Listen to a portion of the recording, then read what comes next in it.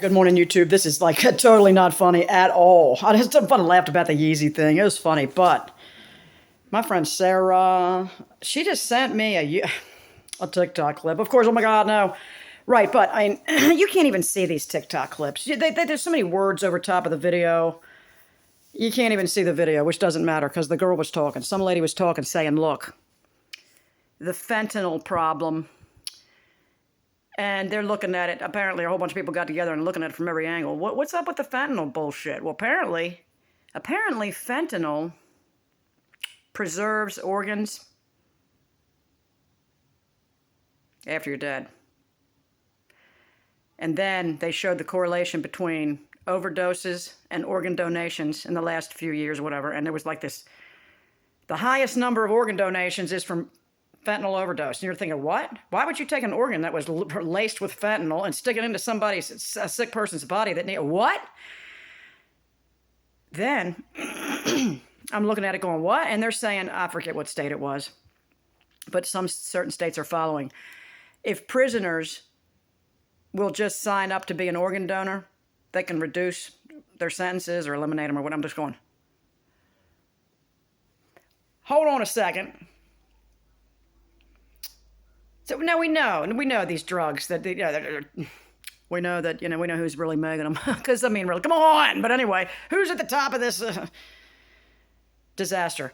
But it appears as though they're like, oh goody, we can send this out to the masses. Lots of people have been schooled for 40, 50 years to be organ donators on their driver's license. I've since removed that from my driver's license a few years back. Because it's the Christian thing to do, to donate your organs. Well, not if you're laying it, like imagine you had an accident and you're laying, and you could live if somebody would just do the right stuff and you're in an emergency room. But they look at your license, you have no insurance and you're an organ donor. What about the numbers of stories of people that claim that, they've, there's organ harvesting going on all over the world. And people are just given, what is it? Is it Ativan? Is that a paralytic? They'll just give you a paralytic. You're freaking awake.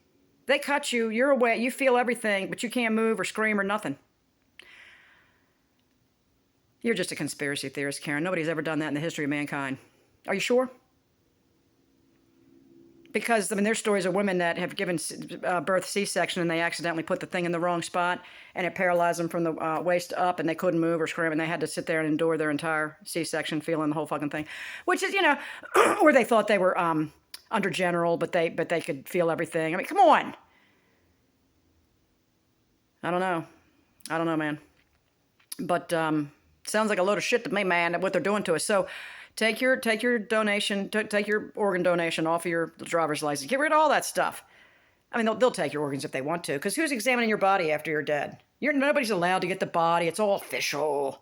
Like, you can't take your loved one's body home and examine it to see if they took their frickin' liver out or whatever. You can't. You're not allowed to touch a dead body. That's like, it belongs to the government at that point. I'm pretty certain that, well, they try to tell you it is. Like, and you can't take your loved one home and bury them on your property or whatever. Like a Gunsmoke, man, when people die, they bury them right where the fuck they're at. Right where they are. Hey, right where they're at.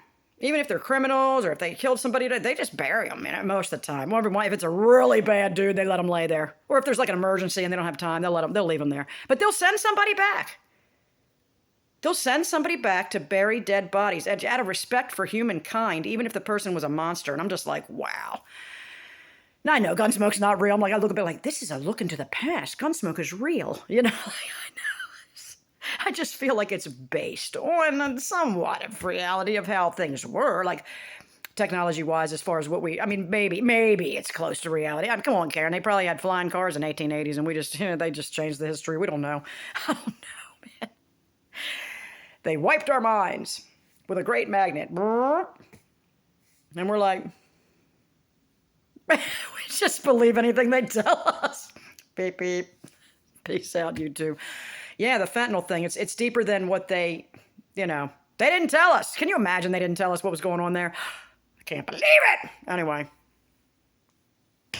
Is that a sigil? I'm sorry. I'm sorry about all my sigils and signs. I'm just a human being with fingers, and sometimes they touch each other. I mean, what can you do? It's like, oh, it's wizardry. Is it? I don't know. If it is, I deeply apologize. I'm just ignorant. All right, later. Is that bad? Okay.